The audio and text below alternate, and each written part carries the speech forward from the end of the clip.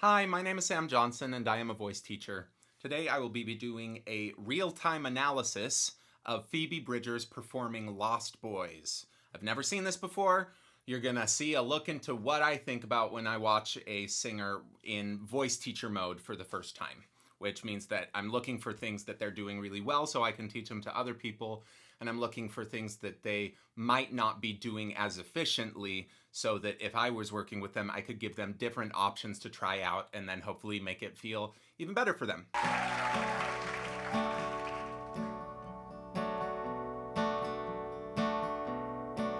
On a motorbike, doing 90 in a 55 to another life. She's managing her air really well, even though she gets a little bit of this breathy sound. She's not running out of air, and it doesn't sound like she's running out of air at the end, where a lot of times when people start running out of air at the end of a phrase, the tone just changes. It sounds squeezed and tight. You don't get that from her. Where they make you cut your hair, impatient, with a rifle and your papers, weightless. Weightless like her voice. There's weightless. It's not like this all the time, though. There are some moments where acoustically it gets just a little bit buzzier, but when it gets buzzier like that, it doesn't sound like it's getting really constipated, like a ton of pressure. It's more an acoustic thing, I think, where maybe her tongue just moves a little bit, or something in her vocal tract narrows or changes slightly in order to bring out some higher frequencies and make it sound stronger, but not necessarily pushing more into it. But not scared. This machine is killing me. I pretended it was make-believe. So I heard something in there that sounded a little bit like she was doing a conscious flip up into a more released place, which is even more information that what she's singing in does have some good vocal cord closure, does have some good vocal fold adduction, because you need to have some of that adduction for you to glitch into a flipped sound and have it sound any different. And she gets that. So even though it sounds kind of heady to me, the fact that she had that little flip into it makes me think like, oh, this is probably more traditional like chest voice sound, but I could be totally wrong. Lost boys never grow up, never go home. Lost boys never spend their lunch money. Yeah, lost boys never grow up, never get old. I love the N that she does on the top. That never. You really hear her vocalize through that, which sets her up well for the rest of it. It's also very weird for me to hear her singing with anyone other than Connor Oberst. That shows my taste of music. I listen mostly to her songs with Connor Oberst because I am a nice little emo boy and will always love Connor Oberst. It was actually when I was at a Bright Eyes concert. Bright Eyes is Connor's band. Sometime last year, I was up pretty close and I saw his background singer. I just was like staring at him the whole time because he was making these sounds that I thought were so amazing and interesting, but he didn't look like he was working very hard. And then I was like, okay, maybe there is something to this. Like, you don't need to work really hard to sing well and to sing sounds that sound belty or that sound full, which is something that I know I've taught for a long time, but it's something I still never really believe, right? It's a do as I say, not as I do kind of thing. But yeah, seeing that guy it just made something click to me, like, oh wow, you don't need to work very hard. And I know ways to make sounds that don't feel like I'm working very hard, so maybe those ways are actually appropriate, and I have just kind of judged them as inappropriate sounds and said, don't make those sounds because that's not what people are doing. Anyway, good job, Phoebe. I know this was a lot about Phoebe. Lost boys find me. I do think it's harder to manage your air like she's doing. Like, it's a more skilled thing to be able to do that than if you have a more robust vocal buzz.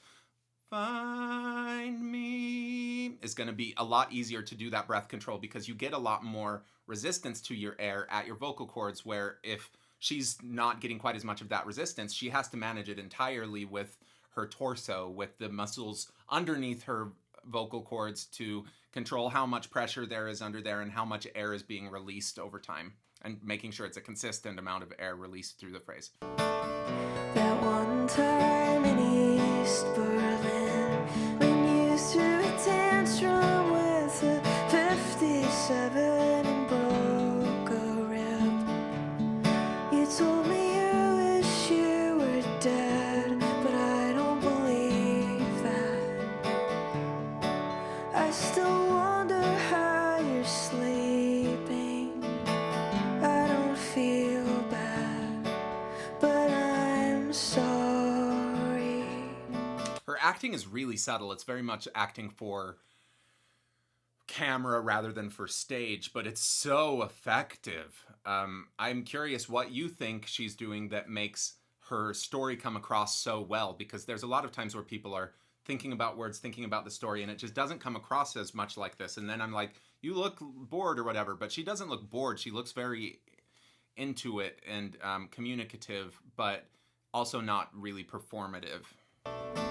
This machine is killing me. There's that flip again, and she's using that a lot at the end of phrases.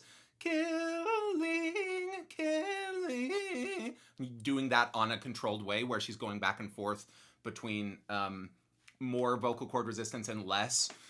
Or maybe it's an acoustic thing, right? There are different ways to make the same sort of sound, so maybe she is going from a more open acoustic coordination to a more closed one temporarily, but I don't think that's what's happening there. I pretended it was make-believe. Lost boys never grow up, never grow old. Lost boys never spend their lunch money. Yeah, lost boys never grow up, never get old. Lost boys find me.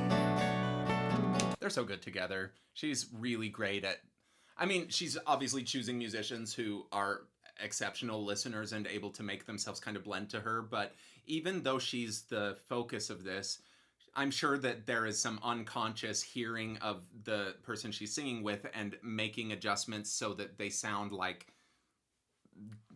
melded and together in really beautiful ways. It's one of the awesome things about singing with other people is even if you're not consciously trying to do that, you just kind of do that. Sometimes you'll find people that are just really fun to sing along to because they do things to your brain that make singing easier for whatever reason. I love how spoken she is, something that I've said a billion times on this channel, but she does not look like she's working very hard. If I was watching this without sound, I probably wouldn't know what pitch she's singing, regardless of if it's really high, really low, because she's not really doing anything extra to modify the vowel to make those pitches work, which is really great. It's actually something called passive vowel modification, because you hear some of the tonal differences as it moves through a range, because no range is going to sound exactly like the same instrument all the way through, but because she's not changing her acoustics very much, she's not changing her resonances of how her vocal tract are lined up. But vocal tracts have these things called resonances, which are basically spaces. They're like little rooms inside your vocal tract. And audio engineers, when they go into a theater or something, a lot of times they will blast white noise, which has every frequency, and then they can hear back what the resonances of the room are, which frequencies get amplified and which get more suppressed. And it's the same sort of thing in our vocal tract, where resonances let certain frequencies through and suppress other ones. And so if you're keeping the value of those resonances the same, and then the value of the harmonic, which is the buzzing that your vocal cords create, that changes as the melody changes, right? You go to a higher pitch and it's going to be a higher frequency for that harmonic, but it's interacting with this room in your vocal tract that is the same. And just how those relationships change do make a little bit of a difference in tonal quality versus an active modification where you would try to manipulate your vocal tract in order to bring out very specific qualities, which usually means that people are either opening their mouth a little bit more, raising their larynx a little bit more, narrowing their lips a little bit more. Yeah.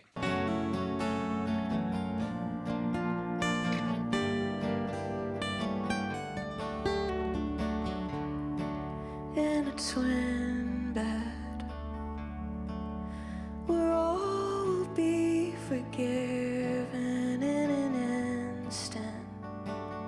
Imagine having her sing you lullabies. Bo Burnham, congratulations. Are they still together? I don't know. I don't pay attention too much, but they're a fun couple, or were. In each other's hair, we are born again. So who cares where we're going?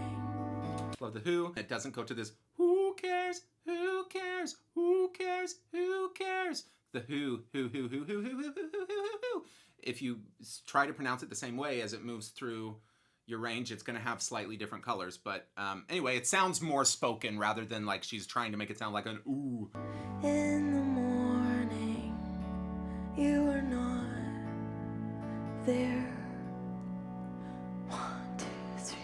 Lost boys never grow up, never go home. Lost boys never spend their lunch money.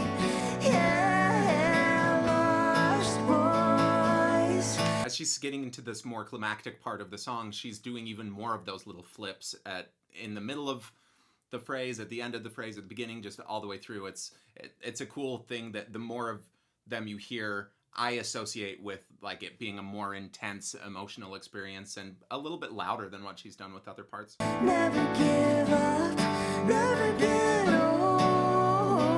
Lost boys, come find me. Yeah. And that's the most pressed that she's been probably this whole time. That yeah, and you hear her getting it from the vowel, or from the Y, which is kind of functioning as a consonant, but is a vowel. The yeah, where she builds that pressure. It's not like she waits until she gets into the ah of the yeah to start really singing. So when you're singing high notes and belty notes and pretty much any note, I want you to find the quality that you're looking for most of it before you even start making sound. Like make sure that you get it on the very first time that you phonate the consonant at the very beginning.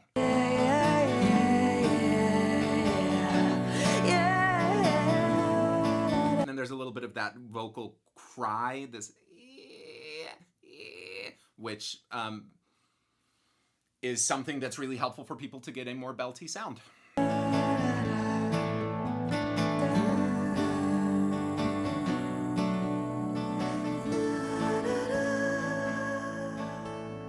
Then you hear a lot more reverb. Whoever's doing their sound turned a knob on that part and made it sound more whispery. And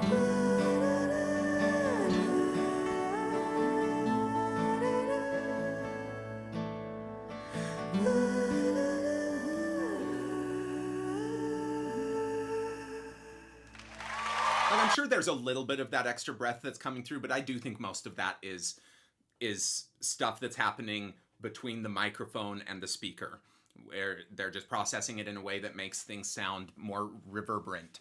Because singing up that high with that clear sound is really, really hard to do if you have too much air, if you are asking for a breathy sound at all. But I think a lot of us will hear this and be like, oh, it sounds breathy because of the right reverb or whatever. And then we'll try to mimic it and be like, wow, I just can't make that. But that's because we're looking to do an unrealistic thing with our voice.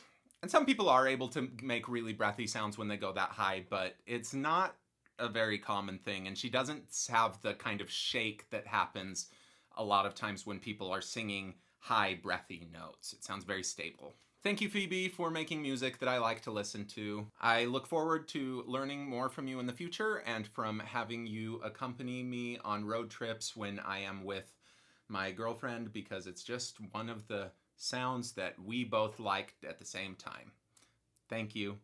If you're interested in voice lessons, consider having one with me, please. My name is Sam Johnson, and I'm a voice teacher. And if you go to my website, vocalease.net, you can book a lesson with me.